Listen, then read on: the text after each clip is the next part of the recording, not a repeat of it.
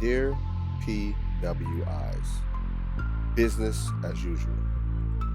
Dear predominantly white institutions, aka PWIs, thank you for the opportunity to attend your school. Thank you for employing me at your private nonprofit entity. Unpaid and unrelenting, I know I will be an asset to your educational institution. I hope to be in partnership with you, not indebted to you. To get to this point, I have worked to be great, not an ingrate. Before I even accepted your offer, I had to and will continue to do cost-benefit analysis. The cultural capital acquired in these college preps may not be worth the psychological payments for an expensive portfolio of stock, diversity photos, macroaggressions, and other hidden fees. I must also see notes on the conflation of bonding and bondage. We all know who ultimately benefits from my value and my victimization. It's just business as usual. If you don't think our relationship is transactional, then riddle me this. How are these private schools investing in the protection and prosperity of black and brown pupils? And I'm not just talking sports scholarships until they get injured. I will gladly put my money where my mouth is. Now, let's be clear. Meritocracy is a myth. While I did work hard to get where I am, I know that politics, policies, and pruning were a part of my placement. I recognize that wealthy faces in high places need a black token, a black sheep, or a black scapegoat for the public perception, performative allyship, and perpetuation of prejudice in these prestigious private schools. What exactly will this preparatory prepare me for? What am I prepared to do in the name of this private institution?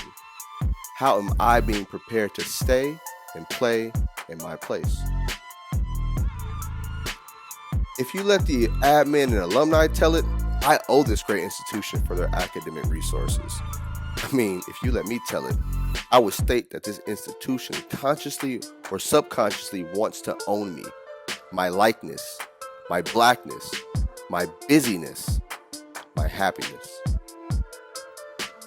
And from a young age, I, in this black body, learned that I own nothing, not even the name on the back of the jersey. And as for my spirit, there is a vested interest in stealing that from me. Moreover, I know I am owed nothing, not even my humanity. Now, of course, admissions offices will stick out stats about recruitment, not retention. Of course, pie charts about demographics will be presented in PowerPoints. Meanwhile, students of color will never see a piece of the pie. And of course, these schools will admit students of color, not their issues of white fragility and white supremacy. While these schools try to secure black and brown pupils, I look into the eyes of white leadership and see security and difference. And I have seen some of the most intellectually rich people churned out by poor systems. As long as the company meets its bottom line, it is what it is, and that's real. And to be even more clear, I ain't no victim or freeloader. I have a choice to stay or to go. Regardless, I'm willing to work for mine. I've always had to. Having never really been comfortable in these precarious school environments in this world for that matter, I have to cooperate, more like coexist and compete with others and myself. I am operating within a complex social political crucible. I am forged by fire and threatened by the prospect of blending in and so losing my individuality, my blackness, and my sense of self in a white melting pot. I can't say I'm better because of it. I just adapt and evolve. And don't worry, I will never bite the hand that feeds me because I will never eat from those hands. And you will never see these callous black hands carry plates to feed the bottomless bellies of the bougie benefactors, aka the grandchildren of white donors whose names are bigger on the checks than those of the recipient.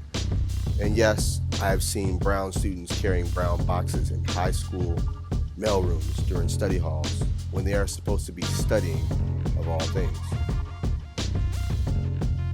Truth, where there's debt, perceived or planned, there's exploitation for sure. Where there's power and privilege, not to mention deep pockets, there is malpractice and marginalization. The owning class maximizes profits by cutting costs and or cheapening labor. How much can and will an institution make off my hard work, sweat, and tears? Have you seen how these institutions work? I mean, have you ever seen an institution cry before? Now wait, all I'm saying is that we have to be honest about the state of affairs and implications of attending these schools. I stand before you as a graduate of a private school and a dual degree holder from a private university, Leland Stanford University to be exact. Before you say I made it, ask yourself, what have I been made into? Man, spare me the lecture or the studies on student resilience when these institutions can bounce back and even benefit from scandal after scandal after scandal without any real retribution. Growing up, I once saw a white kid get caught with a white substance by a top school administrator on school grounds, and the kid returned to campus the next day with a smile and a sick story to tell. The white kid was green and out of pocket like his parents, who generously donated each year, earning them a shiny plaque that will always remind me of my market value. So don't talk to me about grit when I have seen graft. I repeat, before you say I made it, ask yourself, what have I been made into? A somewhat self-hating black man who thinks of himself as a part of the talented 10th, when really he may be an unknowing undercover agent of anti-blackness. I mean, I was educated in their schools. Whew, too ugly to fathom, right? I'm too articulate to be so abominable, right? Life in the margins is further magnified when you are made into a white solution for the alleged Negro problem in our American school system. And now I sit on the other side of those desks as a teacher in a private school. Call me complicit, but never complacent. Being here at a PWI yet again means returning to that insidious state of discomfort. I just laugh when asked about stepping out of my comfort zone. More like stepping out of my mind and body, suspended in a state of double consciousness. After spending my early career teaching in fairly diverse, low-income schools, I'm partially here because of bills and familiarity. I have lived, learned, languished, and lasted in these environments. Consequently, I'm no saint, savior, or shepherd. I may even be a hypocrite for accepting checks from a corporation we call a college prep. They say if you build it, they will come. People who look like me built these very edifices and now lay under them. People with brown skin clean the hallways just to be treated dirty.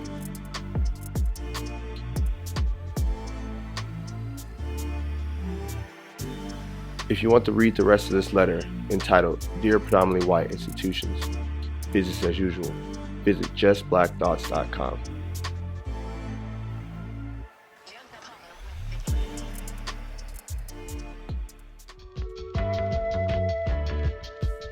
Hey, it's D. White, founder of justblackthoughts.com. If you haven't done so, hit subscribe on YouTube. Follow me at The Other English Teacher on Instagram and YouTube. Peace.